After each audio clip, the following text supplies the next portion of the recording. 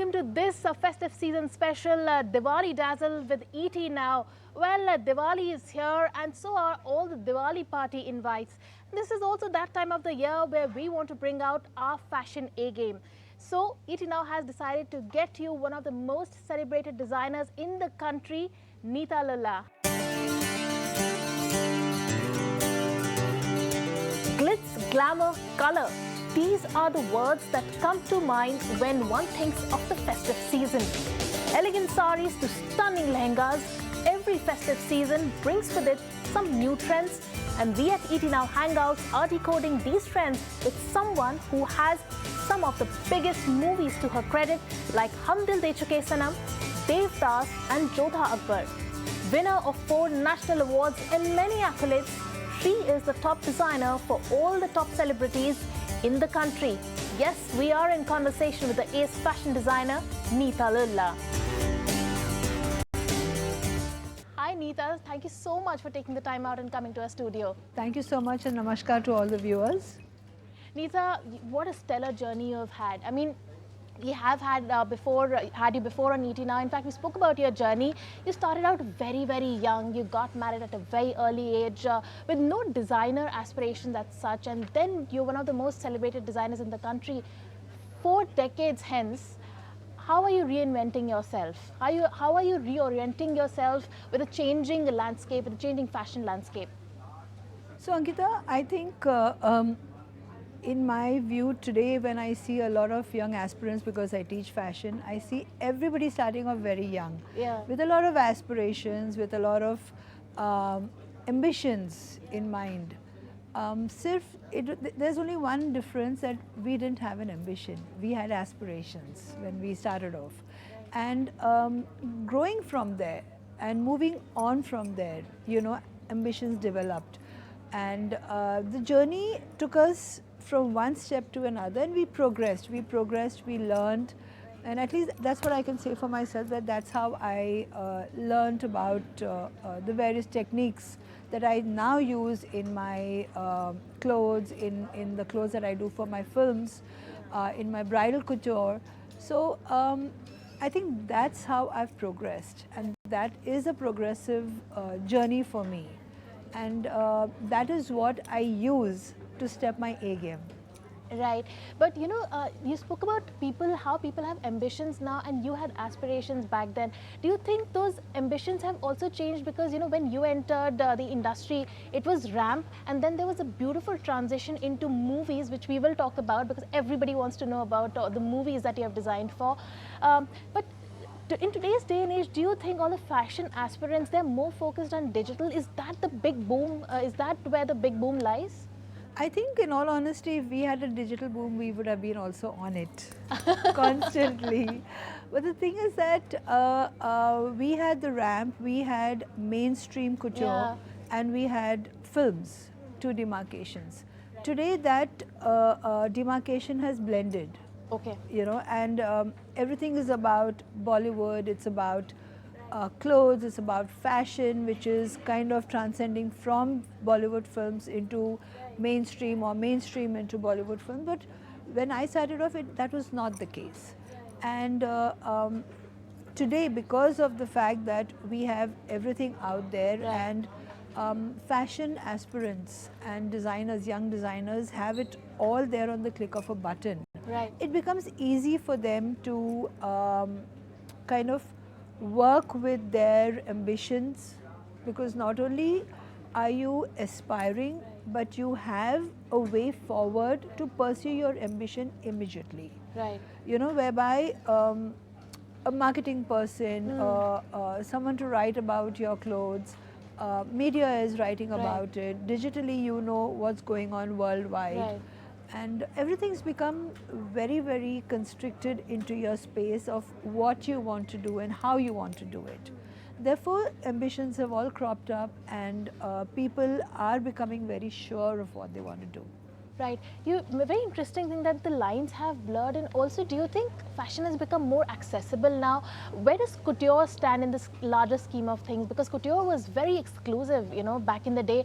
Now, do you think that whole definition of couture has changed, or where does fashion stand right now? So lines have definitely blurred, and I think for me as a student, when I learned about couture, it was about making that one piece which was customized, which had the most beautiful fabric, and the finish was fantastic, and everything was handcrafted. And we worked with that, and it was one of a kind. Yeah. It was never about, you know, having the same piece in 15, 20 colors, or having something that is a collection of the same identities. However, that has been my journey, and I stay focused with that through my bridal couture. So we as a brand don't do a second piece of the same if it is a custom made. If it's a custom made and someone has specially placed an order for that, then it is one of a kind. But if it is something that is on the racks and that is bridge to luxury, then we make pieces of that. So I think yes, because of the kind of movement that we've seen over the 1990s to 2000, you know, where everything was about creating that style identity, which people wanted to see of a designer. Even couture started becoming something which was transcending and blurring lines between bridge to luxury and couture. Today, handcrafted embroidery is couture, but earlier it wasn't. In my opinion, and my humble opinion, I think there is a definitive demarcation between the two. And also the fact that because of this, because of the fact that we today want affordable luxury, again, affordable luxury is bridge to luxury. It's not couture. Neeta, very interesting. You mentioned that you make one piece or one of a kind and then you don't replicate it. How do you, so it's wedding season also. What happens when a bride comes to you and says, you know, I want to look like Aishwarya Rai in Jodha Akbar, or, you know, I want to be a Neeta Lulla bride, because there's some costume reference that she probably has. Are you catering to that, or you're not falling prey to that? Like, I'm not replicating what I've already made. How do you go about that? No, if a bride comes to us with an outfit that is they've seen on someone else and they want to replicate it, we don't. If it's a couture piece, we Wow, don't. you don't replicate that at all? We don't, because then it's up to the designer to be able to, you know, explain to them that their structure, their stance, their persona is all different from the person they've seen. And I think when you are able to technically explain to a client about it, they understand, you know, Right. and they go with your instinct, because there's a trust factor that kind of builds, you know. And as far as clothes from the movies are concerned, you do replicate those, because that is something people want, and It's very you know, aspirational. yeah, it's aspirational. And it's not necessary, it's couture. Couture, right.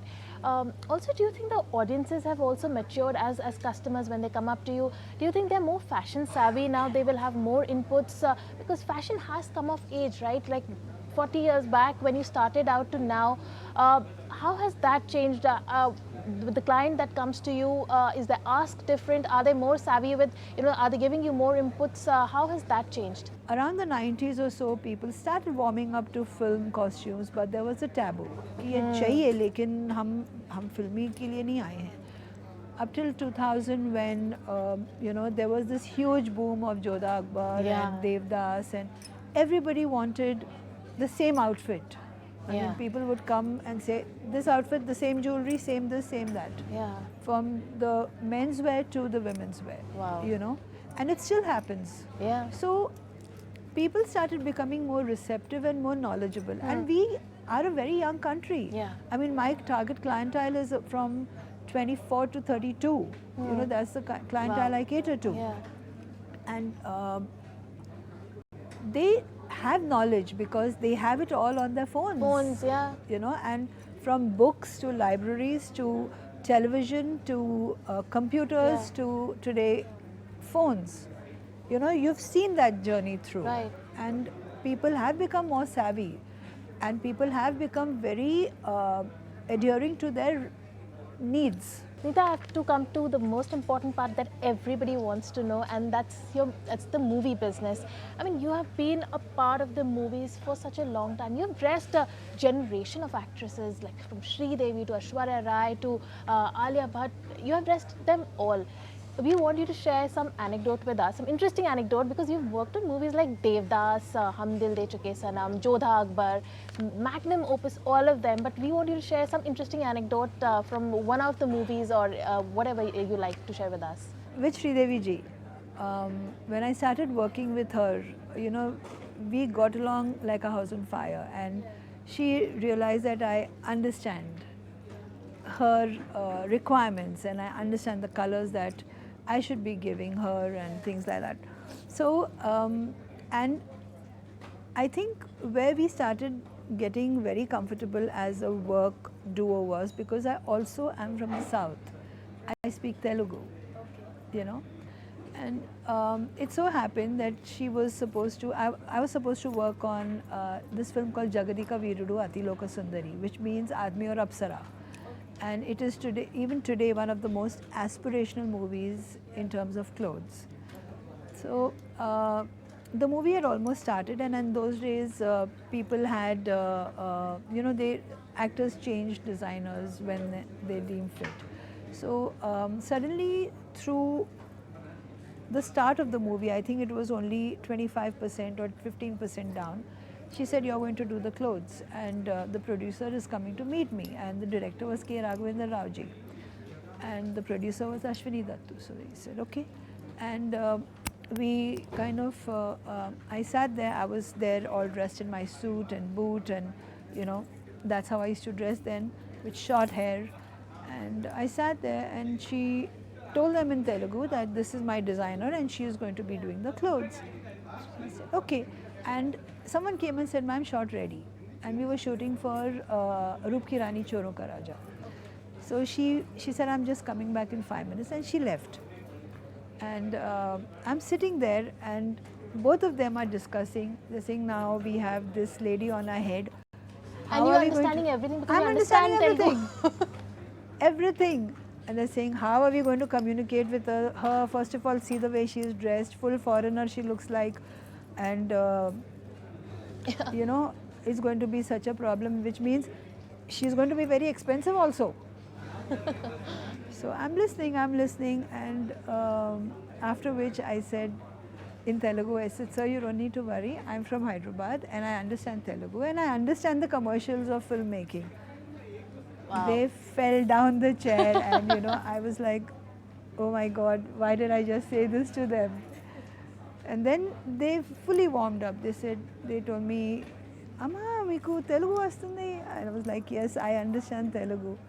And then they started talking to me in Telugu, and things were okay. And then again, the next film he did, they called me again for the film. So I became like the go-to designer for them. Right, how interesting.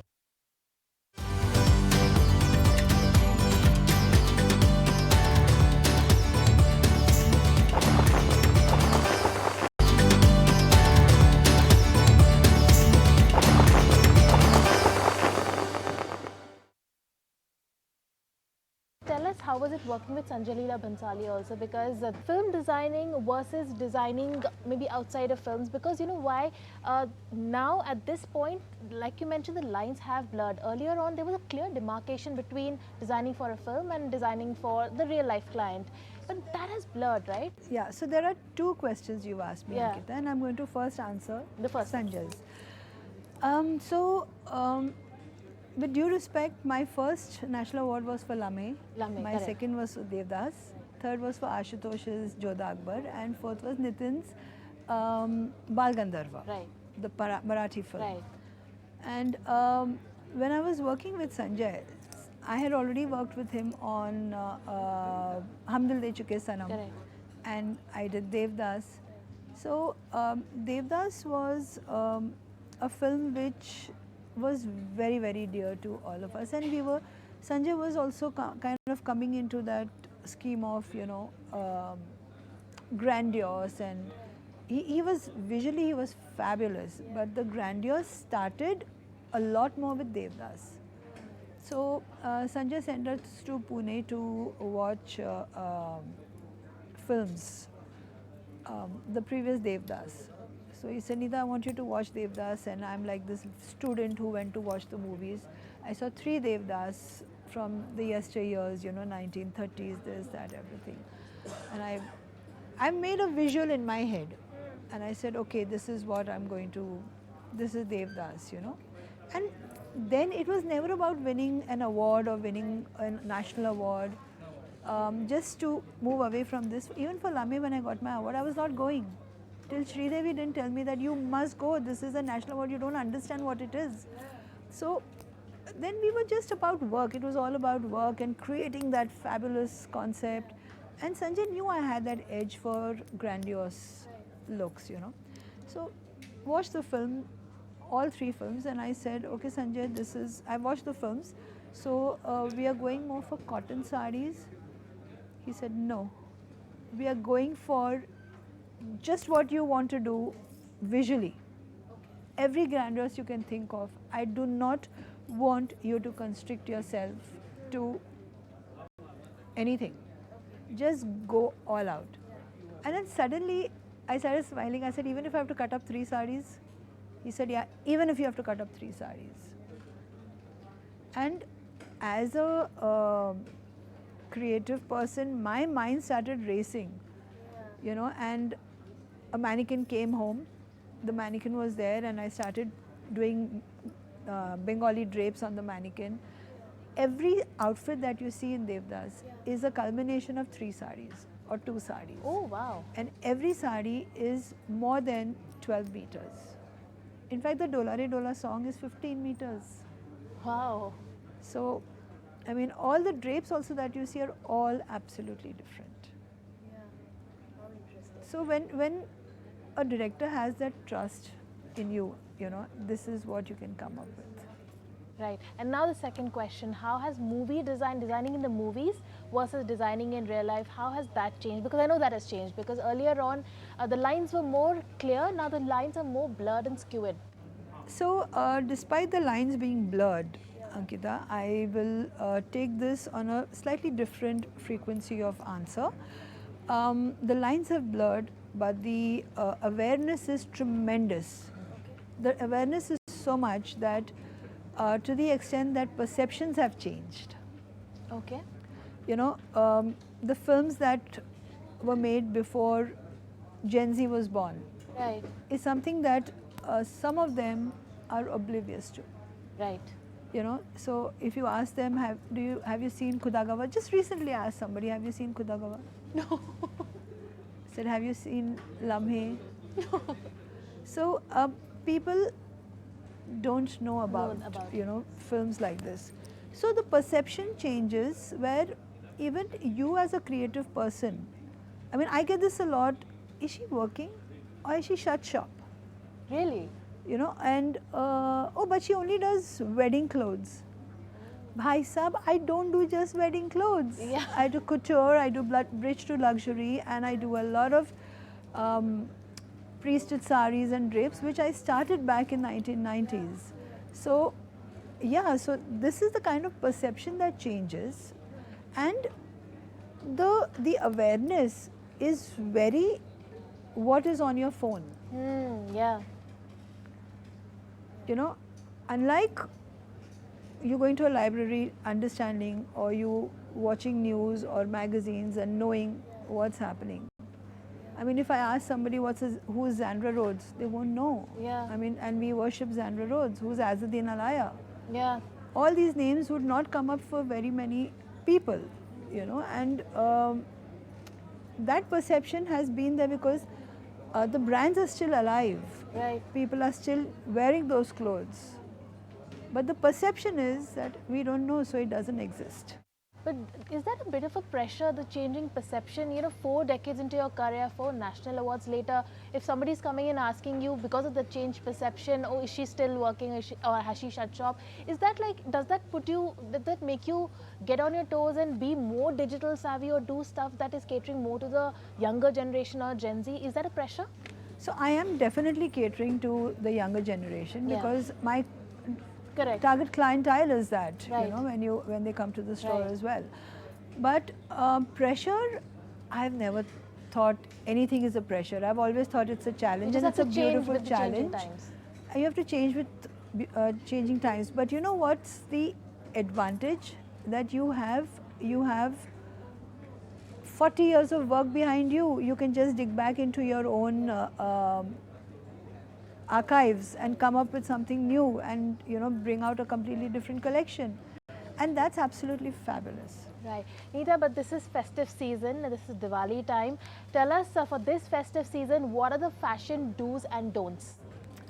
You know, this festive season is all about looking pretty, looking beautiful, but and what other than wearing a sari? Yeah, timeless sari. You know, a timeless sari, a contemporary sari, a concept sari, Yeah. trousers and jackets with saris. Just bring on your sari A game, and that is what you should be wearing. Jewelry which is Indian, you can team it up with accessories like shoes, boots, mojeries, whatever you want. Right. I mean, it's all about what you are comfortable wearing and how you want to project your personality in that outfit. Right. So quickly, top 5 must-haves in your wardrobe for this festive season. A fabulous fitted blouse. Okay. Most importantly, a great pair of a lovely sari, Okay. a great pair of trousers and jackets in case you want to team it with that, Right. like a crop jacket, shirts, Right. a classic colored shirt. I mean, I can go on and on. A beautiful dupatta, a heritage dupatta, which you can team up with an embroidered sari or a heritage weave. Dig into your mom's and grandmom's wardrobe, bring out those old saris and team it with something which adds a spunk to it and create that sustainable look that everybody is going to be in awe of. Right. Neeta, but before we let you go, we have to ask you, we are going to give you 4 options. Because Diwali parties have started, all the Bollywood stars are out in the best attire. We can see them on Instagram. You have to tell us who's the Diwali Phuljari, who's the Diwali Pataka, the Diwali Anar, and the Sootli Bum. So we'll start with who's the Phuljari in Bollywood. I would say Janvi.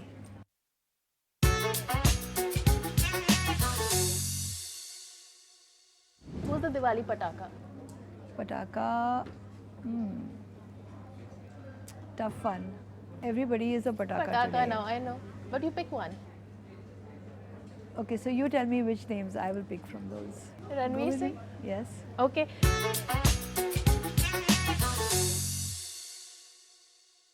Anar. Who's the Anar? Who's the most sophisticated, not too much noise, but beautiful ensembles all the time, very put together, Ah, but not too much noise. don't put me in a spot, Ankita. I really have not noticed it from that visual.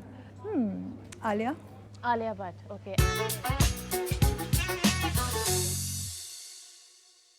And finally, who's the Sootli Bum? The Sootli Bum. The evergreen Shilpa, I think. Shilpa Shetty. I totally Always. agree with you. Always. The bomb, right?